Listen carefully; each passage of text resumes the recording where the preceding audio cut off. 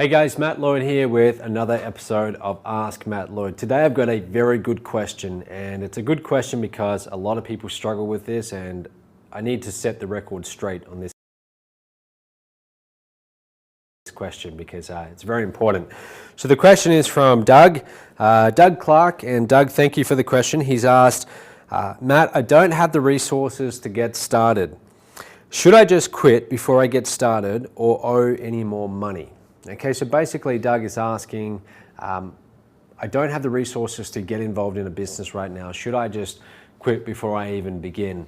And Doug, if I'm going to answer this question with the intention of really helping you and anyone else who has this question. So I'm going to be quite upfront about it, but please understand that's my intention to help you. So the truth is, if you want to become an entrepreneur, if you want to go down that path of becoming a business owner, entrepreneur, and give up the path of working some job, you cannot talk like this and you cannot have this kind of mindset, because if you do, you're not going to last at all. Okay, and the reason is being an entrepreneur is really about solving problems. Lack of funding, lack of resources, those are just simply problems. And no true entrepreneur ever let lack of funding prevent them from getting started. Okay, that's very important that you understand that. There's no such thing in my book as lack of resources. Okay, you can always go and find the resources.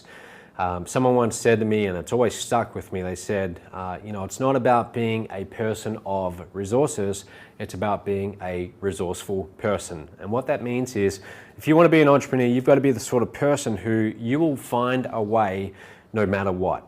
No matter what challenge is in front of you, whether it's lack of money, whether it's one of the many challenges that you have as you build your business and you scale it, you cannot let challenges stop you. You always have to find a way around them. So for example, if you think that not having some money should stop you, or should it let you stop you, the answer is no. If you want to be a true entrepreneur, go and find the money.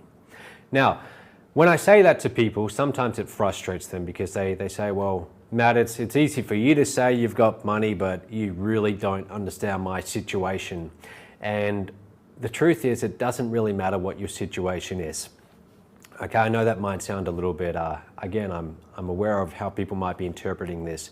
Whatever your situation is though, you can always, if you're a true entrepreneur, or if you want to become a true entrepreneur, you can always go and find the money. Let me give you an example. So after I was 18 years old and I went backpacking around Canada, okay, for about 8 months.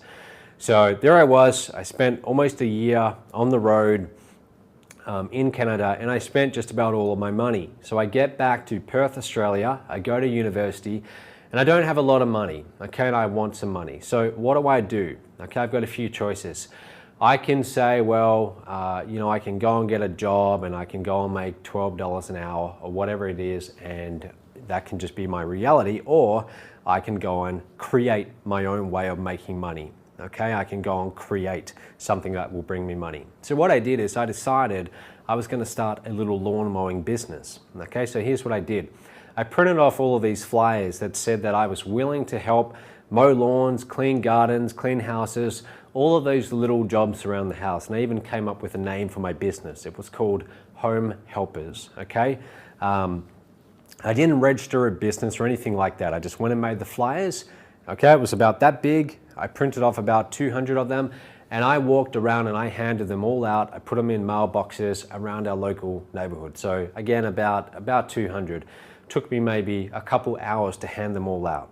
Okay, so I had the idea, write the ad, a few hours later, I'm on the road, I'm handing them out. Now, about 2 days later, after getting absolutely no phone calls, one guy does call me, this older gentleman called Alan.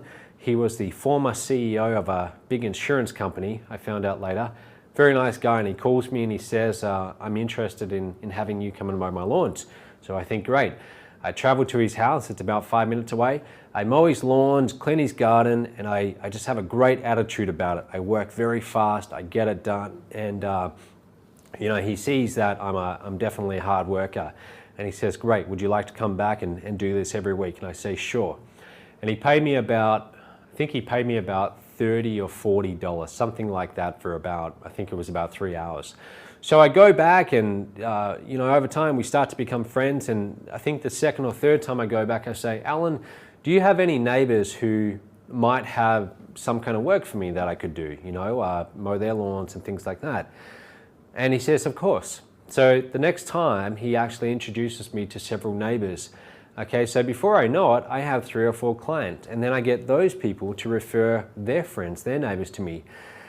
I ended up, I would have my classes in the day, but whenever I wasn't doing my classes, the rest of the time I was gardening, I was mowing lawns, I was cleaning toilets, I was doing every little odd job that these wealthy people in this area didn't want to do. And I was getting paid cash.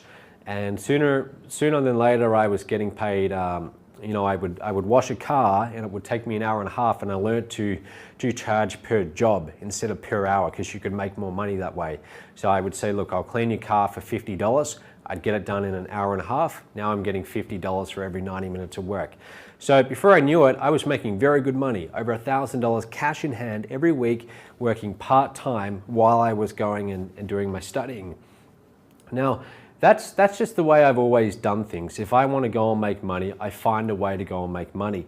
So when people come to me and they say, Matt, it's good for you, but I don't have the money, or I don't have the time, or something like this, my answer is, really, okay, be honest with yourself. Are you actually being honest with yourself? Is it that you don't have the time, or you don't have the money, or is it because you simply haven't really sat down and deeply thought about how could you find the money, or how could you find the time? If someone asks this about MOB, for example, they're thinking about getting started in MOB, and let's say they want to get the MOB license rates program because they want to make $1,000 commissions.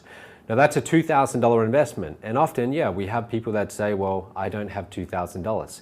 But really, if you are serious about starting a business, can you not go and find $2,000?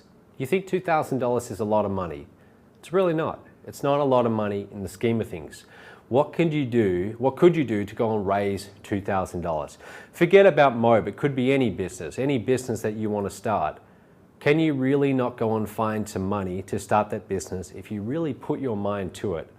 I mean, especially if you're living in the Western world. I mean, if you live in Australia, America, the UK, any country like that, the truth is, it sounds a little bit harsh, but we don't have the right to make excuses about not being able to go and find the money. I mean, we are incredibly lucky to live where we live and have all the opportunities around us. So if you are resourceful enough, you will always find a way to make it work.